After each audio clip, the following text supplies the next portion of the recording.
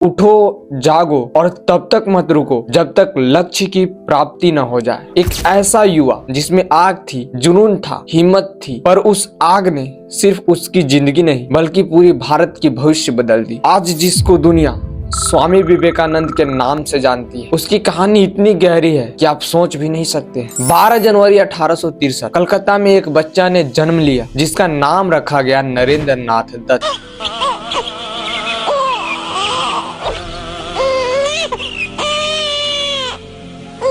बचपन से ही विवेक, उत्साह और प्रश्न करने की शक्ति नरेंद्र की पहचान थी। किसी बात को बिना समझे मान लेना नरेंद्र को बिल्कुल पसंद नहीं थी। वो हर चीज से सीखते थे, हर चीज पर सवाल उठाते थे और शायद इसीलिए उनका दिल हमेशा सत्य की खोज में पड़ा रहा। उनका घर परिवार में सुख समृद्धि सब कुछ थी, लेकिन नरेंद्र का मन कुछ और ही ढूंढ रहा था, आत्मा का सत्य। नरेंद्र की जिंदगी का मोड़ तब आया जब उनकी मुलाकात रामकृष्ण परमहंस से हुई। पहली ही बात में नरेंद्र प्रश्न की, क्या आपने भगवान को देखा है? रामकृष्ण परमहंस बोले, हाँ देखा है, उतना स्पष्ट जितना तुम्हें देख रहा हूँ। यहीं से उनका सफर एक सीखने वाले साधारण व्यक्ति से सन्यासी के लिए शुरू हुआ। 1886 में रामकृष्ण परमहंस ने शरीर छोड़ दी और नरेंद्र ने तब से अपने गुरु के सपने को सच करने में लग गए। उन्होंने कहा, मानव सेवा ही ईश्वर सेवा है। इसी संकल्प के साथ नरेंद्र बने स्वामी विवेकानंद। उन्होंने भारत के कोने कोने में घूम घूम कर गरीबी, धर्म, समाज और इंसानी दर्द को देखा, जिससे उनका मिशन और भी गहरा हो गया। सन 1893 चिकागो के वर्ल्ड रिलीजियस पार्लियामेंट में एक तरफ पश्चिमी देशों के बड़े बड़े विद्वान, दूसरी तरफ भारतीय सन्यासी, जिसके पास कुछ ना होते हुए भी एक अटल विश्वास था।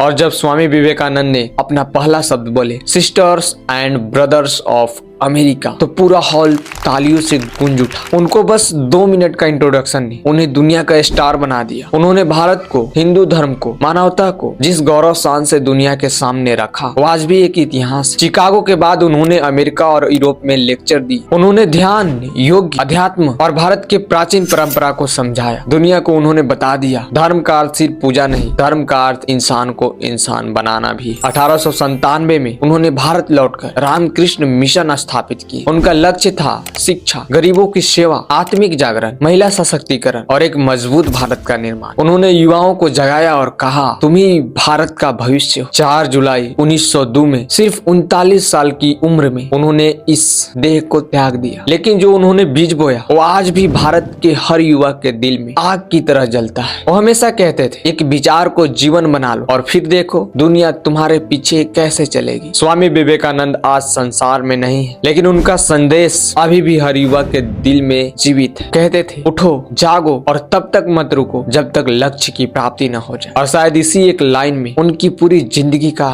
सार छुपा हुआ है।